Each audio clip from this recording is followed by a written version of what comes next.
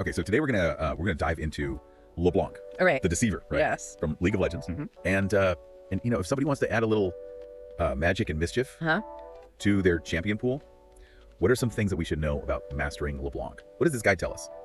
Well, if you're looking to kind of outplay your opponents with a lot of like slick maneuvers and Okay. mind games, then LeBlanc might just be your champion. I like that. She is all about deception and burst damage. Mhm. But be warned, Okay. she's notorious for a steep learning curve. Yeah, I'm seeing that steep learning curve mentioned a lot in this guide. Yeah, But hey, challenge accepted, right? absolutely. Especially when the payoff is deleting squishy targets with like a flick of the wrist, right? Yeah. And that whole mind games aspect with her passive and mimic abilities. Sign me up. Yeah, you've hit the nail on the head. Okay. LeBlanc's strength really lies in her ability to eliminate these high damage, low health targets, what we call squishy champions in the game. Okay. And she does this by creating confusion and exploiting openings Mhm. with these illusions and deceptive abilities that she has. It makes sense then that she would struggle against tanky champions, right? Ew, Because sure. those beefy frontliners are not going to be as easily fooled by some illusions. Exactly. Tanks excel at soaking up damage, which is LeBlanc's kryptonite. Right. She's a surgical instrument, not a blunt force weapon. Okay, I like that. Her power lies in precise execution and timing.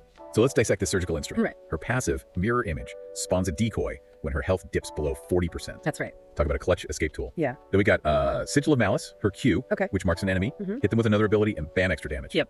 Sounds like combo potential. Oh, absolutely. Her Q is the setup for some of her most potent combos. Okay. Then there's her W, Distortion. Okay. Think of it as a blink, allowing her to dash to a location, deal damage, and then even return to her starting point. Oh, wow. This is where her mobility truly shines. And that return mechanic is key to those hit and run tactics that the guide mentions. Yes. Like popping in, Exactly. marking someone with Q, Right. maybe another quick spell, and then zipping right back out before they can retaliate. Right, precisely. It's like a magician's sleight of hand, Right. leaving the opponent bewildered and outmaneuvered. I love it.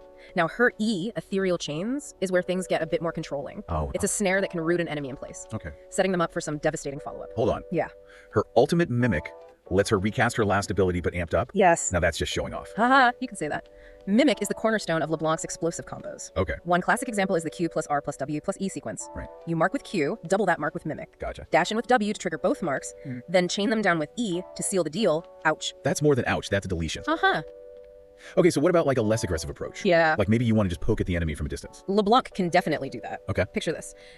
You use W to swiftly close the gap, land a Q, Okay. then instantly use the second W charge to retreat to safety. So hit and run. Yeah, it's a hit and run tactic. Right. That keeps the enemy guessing. I love it. All right. Okay, let's talk matchups. Okay. So the guide highlights favorable matchups against champions like Zed, Yeah. Lux, and Victor. Mhm. What's the common thread there? LeBlanc thrives against champions who lack mobility Okay. or rely heavily on predictable abilities. Okay. Take Zed, for example. Hmm. While he is a mobile assassin, Right. LeBlanc can often outmaneuver him with her distortion. Okay. Lux and Victor, on the other hand, Yeah. rely on those big telegraphed spells that LeBlanc can easily sidestep Hmm. while she goes in for the kill. That makes sense. So mobility really is key in countering her. But then we have the less favorable matchups. Right. Like Kassadin, Galio, and Anivia. Yep.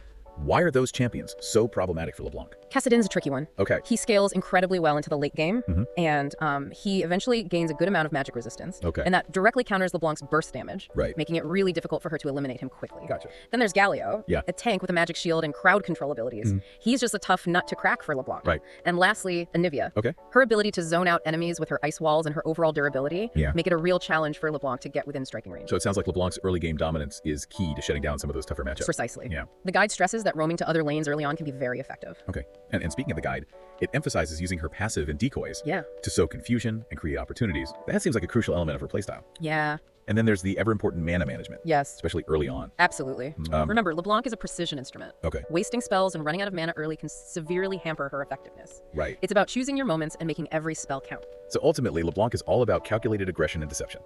A true high-skill, high-reward champion. Indeed, and here's a final thought for you. Okay. Given her illusory nature and penchant for mind games, Yeah. what psychological impact might LeBlanc have on her opponents? Could facing a master of deception like her actually impact the way players think and react Oh, wow. in future matches? Something to ponder. I like it. Silent streets, dark in shadows, stars blink softly.